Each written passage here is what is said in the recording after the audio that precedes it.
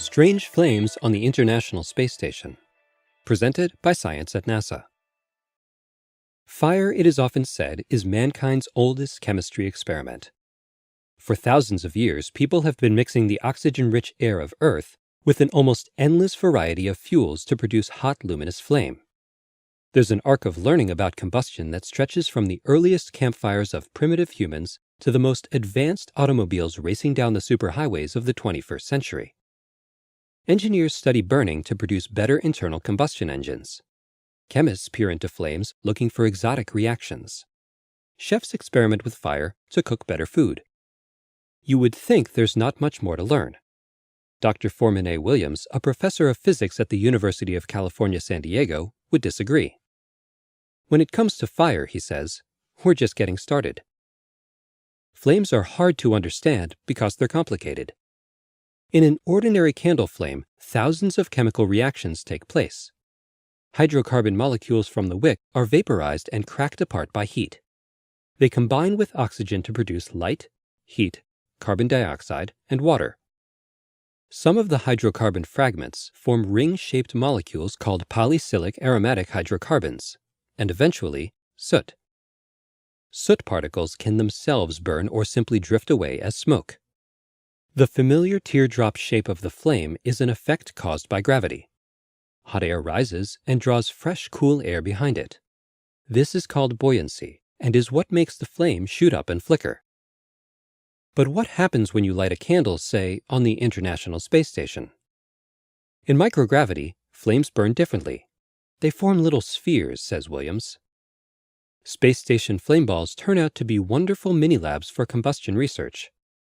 Unlike flames on Earth, which expand greedily when they need more fuel, flame balls let the oxygen come to them.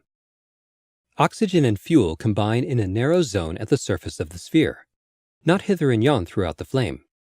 It's a much simpler system. Recently, Williams and colleagues were doing a space station experiment called FLEX to learn how to put out fires in microgravity when they came across something odd.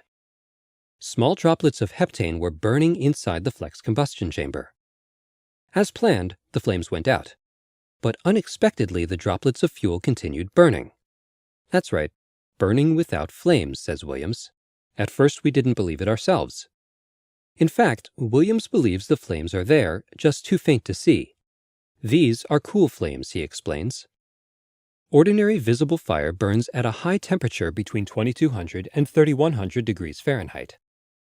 Heptane flame balls on the space station started out in this hot fire regime. But as the flame balls cooled and began to go out, a different kind of burning took over.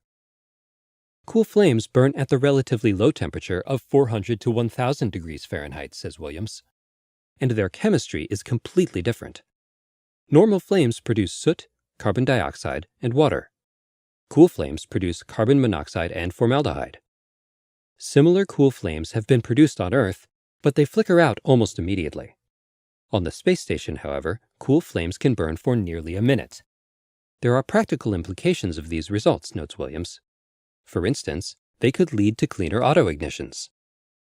One of the ideas that auto companies have worked on for years is HCCI, short for homogeneous charge compression ignition. In the automobile cylinder, instead of a spark, there would be a gentler, less polluting combustion process throughout the chamber. The chemistry of HCCI involves cool flame chemistry, says Williams.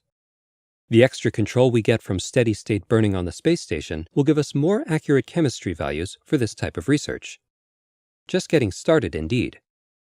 For more information about strange flames and other mysteries in Earth orbit, stay tuned to science.nasa.gov.